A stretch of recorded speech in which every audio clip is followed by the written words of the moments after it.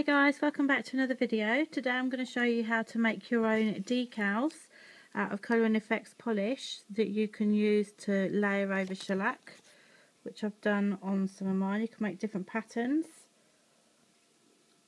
So to do this we're going to need the backing paper from our CND performance forms, whether it be the metal back ones or the clear ones. And to start with, I'm going to be using Crimson Sparkle Effects from CND Colour and Effects range, and I'm just going to literally paint this onto our backing form. Be quite liberal with it. Make sure you've got plenty on there because we want it to stay quite wet.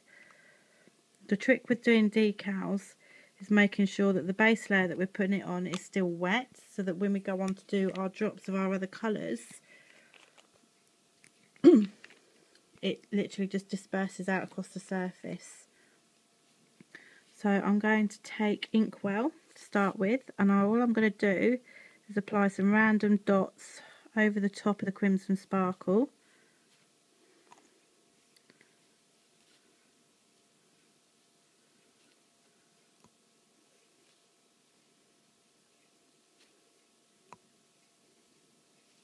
Doesn't matter how big your dots are. You can make them small, you can make them large. Just go around and creating a random pattern until you're happy. Then I'm going to take Sapphire Sparkle Effects and I'm going to apply that to some of my Inkwell dots that I've done. You need to work quite quickly because you want these to stay nice and wet. Then I'm going to take Teal Sparkle and apply that to some of the dots.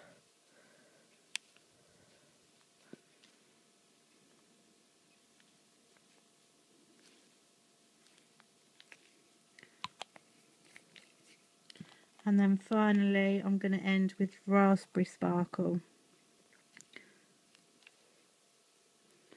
I'm just going to go over a few randomly again. Now with these you can make them in advance, because the thing with these polished decals is they do need 24 hours to dry completely before you can use them.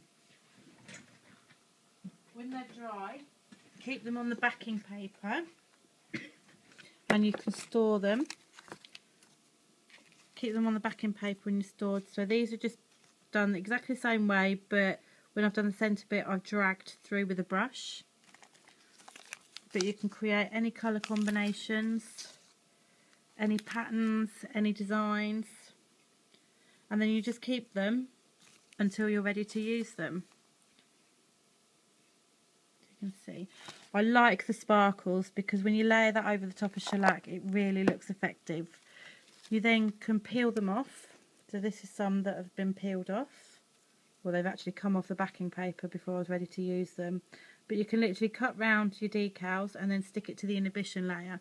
So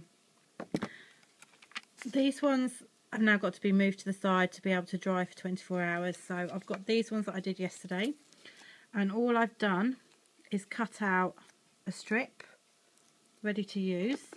I've applied 2 layers of grape gum to my tip here, and all I'm going to do is pull the backing paper off, and I'm going to apply this into the inhibition layer on this nail and literally smooth it down. You want to make sure that you're leaving a free margin around the edges and around the cuticle line. So I just need to trim this one up a little bit and then press it down really well into that inhibition layer.